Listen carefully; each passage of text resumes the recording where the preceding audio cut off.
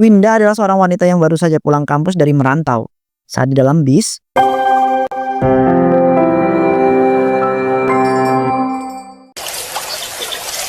Aduh, lama banget sih sampainya. Badanku udah capek banget ini. Aku juga udah lapar. Lah, Winda, kamu pulang kampung toh? Bu Dini. Iya nih, Bu. Kok Bu Dini ada di bis ini sih? Ini kan bis dari kota, Bu. Ya, saya juga dari kota. Walah, pantesan. Emangnya Bu Dini ngapain ke kota? Jarang-jarang banget. Itu loh, saya ke kota abis nganterin anak saya untuk merantau juga kayak kamu. Duh ya ampun, dikiranya enak apa ya merantau? Aslinya mah aku nyesel banget udah merantau. Winda, kok malah diem aja sih? Kamu sendiri kenapa? Kok tumben banget pulang kampung? Saya tuh lagi pengen istirahat aja, Bu. Soalnya kalau merantau di kota tuh bener-bener capek dan menguras tenaga. Walah, jadi begitu toh? Tapi saya minta tolong ya, ajarin anak saya supaya bisa bertahan di perantauan gitu. Waduh, emangnya anak ibu merantau di kota bagian mana, Bu? Kalau kotanya beda ya, beda juga, Bu, cara bertahannya. Anak saya tuh merantau di kota bagian Kumal. Wah, beda itu, Bu. Begitu ya. Ya udahlah, lagian anak saya juga udah saya titipin ke saudara saya yang ada di kota itu. Nah, iya, Bu, itu bagus.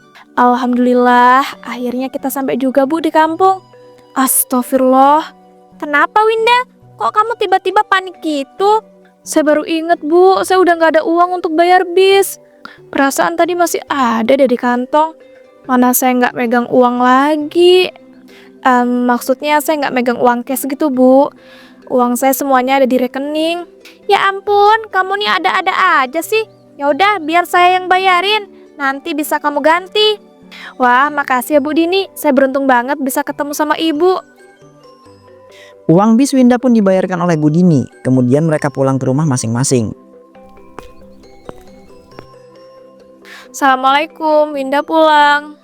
Waalaikumsalam. Loh nak, kamu itu pulang kampung toh? Kok ya nggak bilang-bilang sama bapak sih? Aku loh Pak, udah bilang, udah nelponin, udah ngechat. Tapi nomor WA Bapak tuh gak pernah aktif. Telepon biasa juga gak pernah diangkat. Ampun iya ding, kemana HP bapak itu rusak? Belum dibenerin? Pantesan aja Pak. Maaf ya, nanti kalau sempet bapak itu bakal benerin kok. Tapi ngomong-ngomong, kamu kok tiba-tiba banget pulang kampung nak? Susah banget Pak nyari kerjaan di kota sekarang. Lah, kerjaan kamu yang sebelumnya kenapa? Perasaan bulan lalu katanya kerjaan kamu itu lancar-lancar aja. Aku dipecat Pak dari kerjaanku yang itu. Biasalah Pak, aku tuh kalah saing sama orang yang baru masuk kerja pakai orang dalam. Ya jadinya aku disingkirin deh. Astagfirullahaladzim, ternyata sekeras itu ya kerja di perantauan. Ya iyalah Pak, jujur ya aku tuh nyesel banget tahu nggak merantau. Bapak juga sih pas itu terlalu nyuruh-nyuruh aku untuk pergi merantau. Maaf ya nak, bapak itu kira kalau dengan kamu itu merantau itu bisa ngebuat kamu itu jadi sukses dan punya banyak uang. Ternyata ya enggak juga. Pak, sukses dan punya banyak uang itu nggak harus dengan merantau. Banyak kali Pak caranya. Ya iyalah nak, bapak akuin, bapak itu salah. Bapak minta maaf ya. Yaudah, mending kamu itu langsung istirahat sana. Kelihatannya kamu itu udah capek banget. Iya nih Pak, aku emang capek banget. Tapi ngomong-ngomong, itu di rumahnya Bu Intan lagi mau ada acara apa Pak? Kok tadi pas aku lewat kayak banyak tenda hajatan gitu, ramai juga orang. Itu loh nak, anaknya Bu Intan mau nikah. Kalau kamu itu besok mau datang buat rewangan, datang aja. Soalnya kita itu juga diundang kok. Kalau aku udah nggak capek ya Pak, aku bakal usahain untuk datang. Ya udah kalau gitu, aku istirahat dulu. Pada malam harinya, Ya ampun.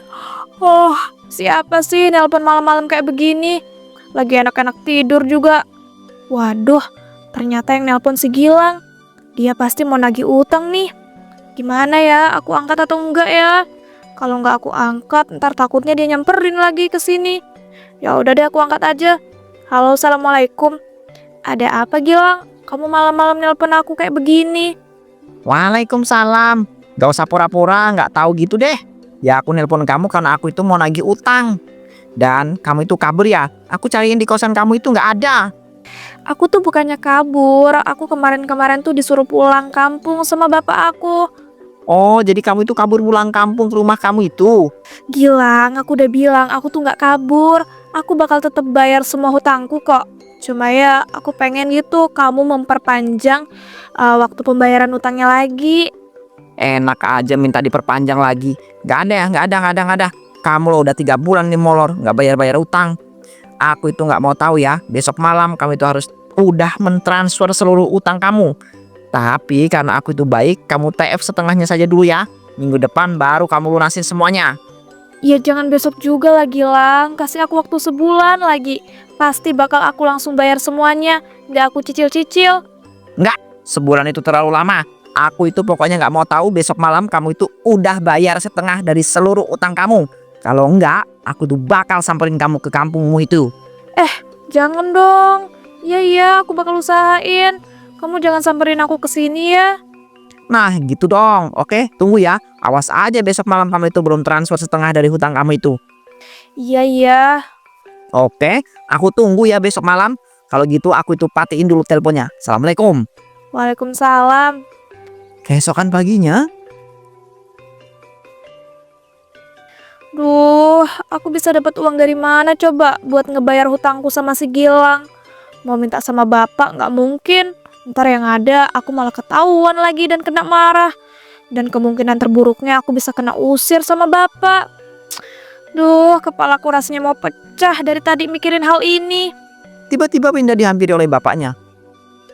Nak, kamu kenapa toh kok ngomong sendiri? Dan kelihatannya kok sedih kayak gitu? Nggak apa-apa kok pak, aku cuman masih agak sedikit kecapean aja. Yang bener, kamu itu nggak lagi ada masalah kan? Nggak apa-apa pak, tenang aja. Syukurlah kalau begitu. Tapi kalau kamu itu nanti ada masalah, kamu langsung cerita ke bapak ya. Jangan diem-diem aja, oke? Oh iya nak, bapak boleh minta tolong nggak sih? Kamu yang datang ke rewangan rumahnya Bu Intan ya. Soalnya bapak kelupaan. Hari ini mau mupuk tanaman yang ada di ladang.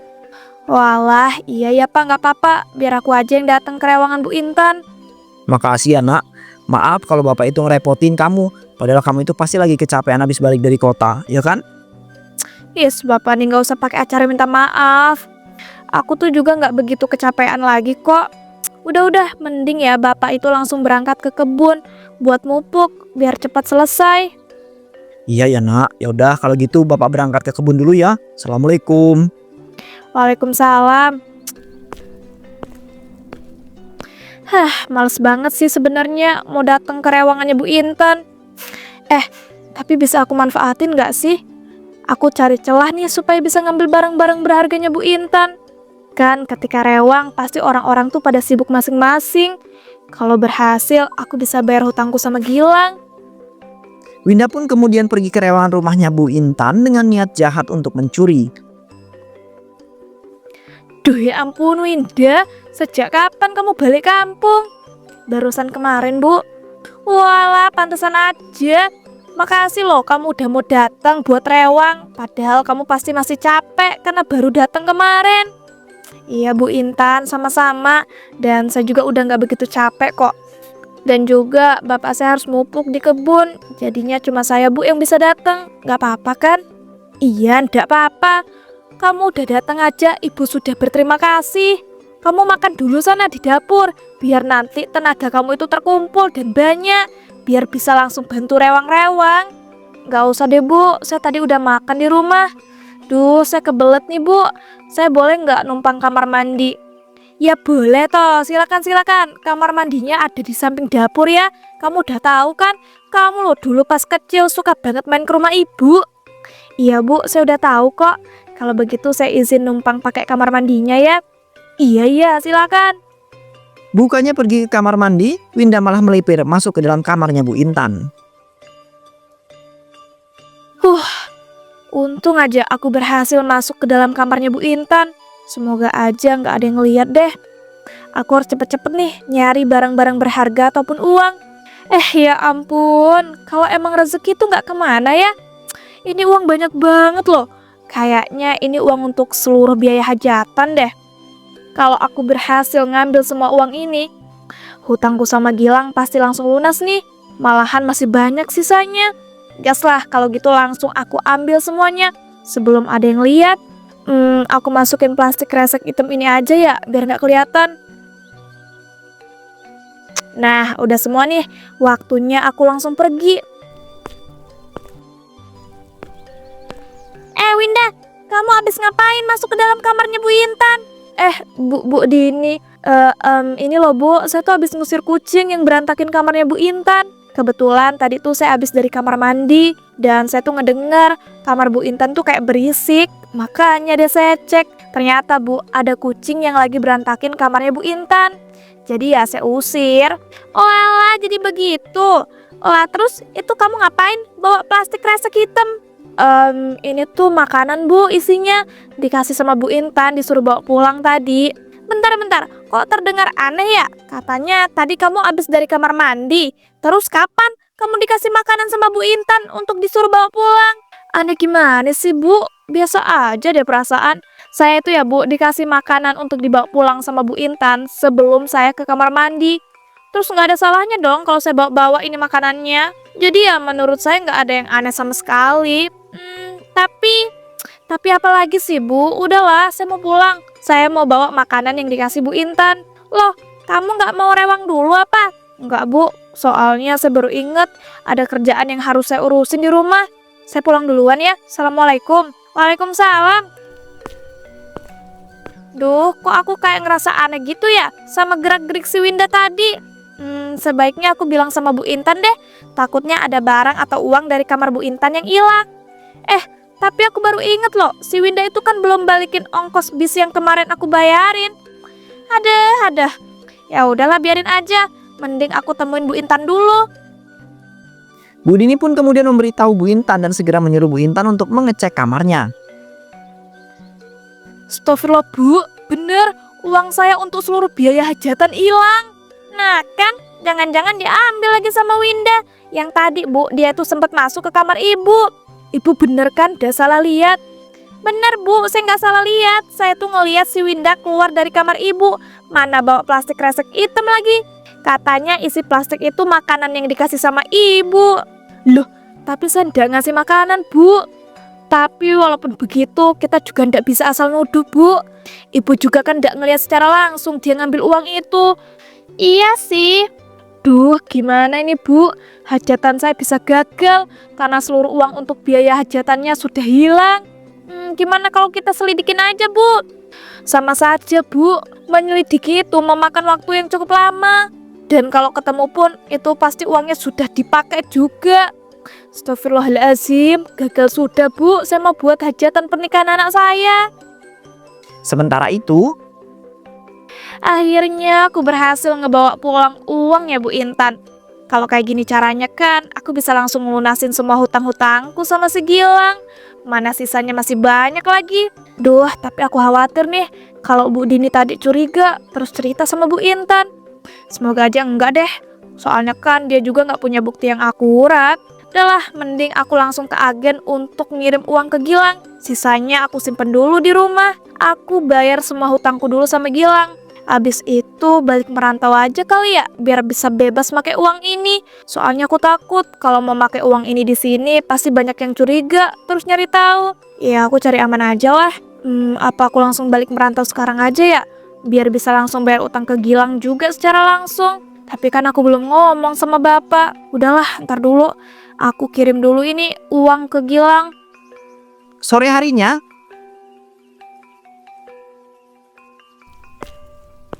loh Bu Intan, kok tenda hajatannya pada dicopot?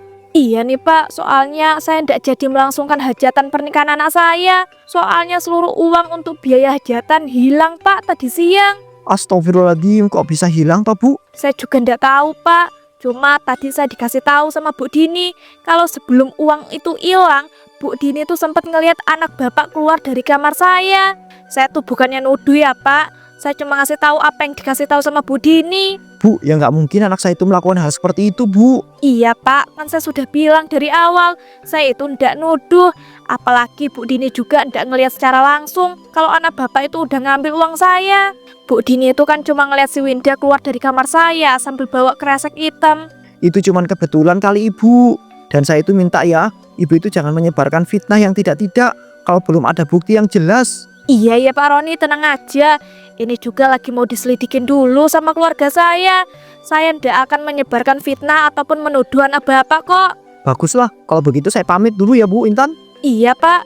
Saat hendak pulang, Pak Roni pun tak sengaja melihat anaknya di depan agen transfer. Nak, kamu habis ngapain di agen transfer? Ini Pak, aku habis dapat transferan gitu dari teman aku.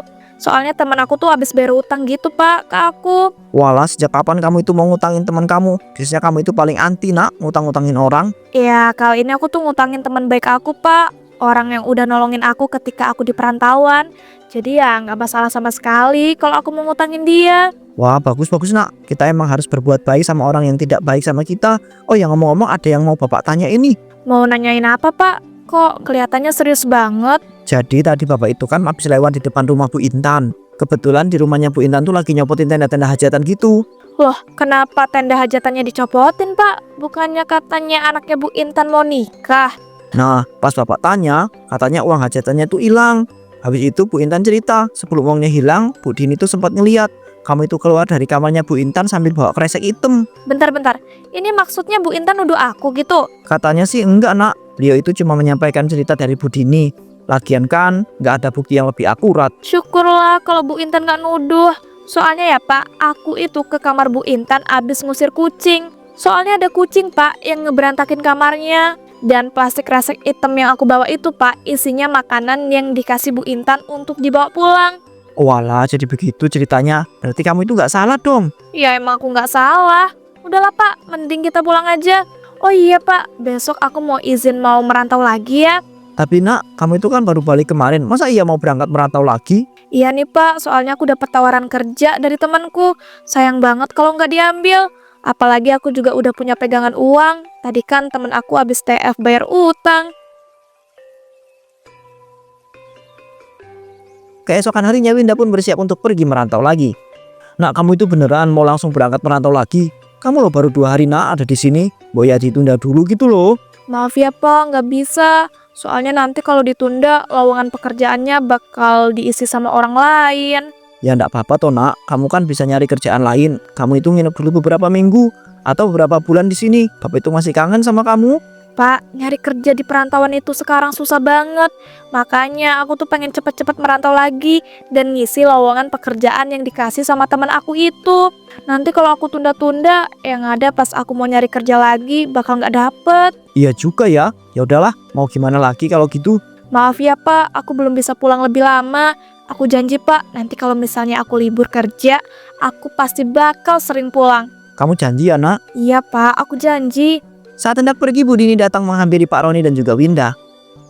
Wih, Winda, kamu mau pergi kemana? Bu Dini, ini loh Bu, saya mau balik merantau lagi.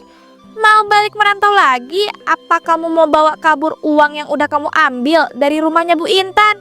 Bu Dini, jaga ya omongan ibu itu. Saya itu nggak pernah yang namanya ngambil uang di rumahnya Bu Intan. Betul tuh Bu, apa yang dibilang sama anak saya. Ibu Dini tuh apa-apaan sih datang-datang ngomong kayak begitu. Lagian ibu itu nggak ngelihat langsung kan dan nggak punya bukti lain. Jadi ya stop lah Bu, nuduh-nuduh anak saya itu udah mencuri.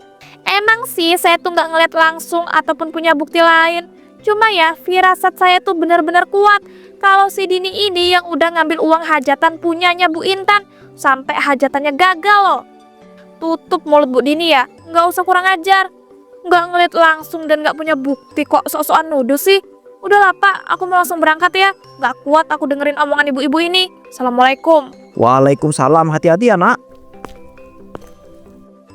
Saat di dalam bis, Untung aja aku bisa langsung pergi. Sumpah ya, Bu Dini itu benar-benar nyebelin. Awas aja, suatu saat nanti aku bakal kasih pelajaran ke dia. Sosokan banget sih ngomong kayak begitu di depan bapak tadi. Untung aja bapak nggak percaya. Tapi ini tumben banget sih, di dalam bis cuma ada 1 penumpang doang, yaitu aku. Duh, tapi ini kenapa lagi bisnya pakai berhenti segala?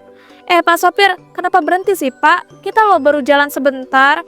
Sebentar ya Mbak, saya itu mau ke kamar mandi dulu. Ribet banget sih Pak. Yaudah, tapi jangan lama-lama ya. Astagfirullah Pak sopir, bagian belakang bisnya kebakar.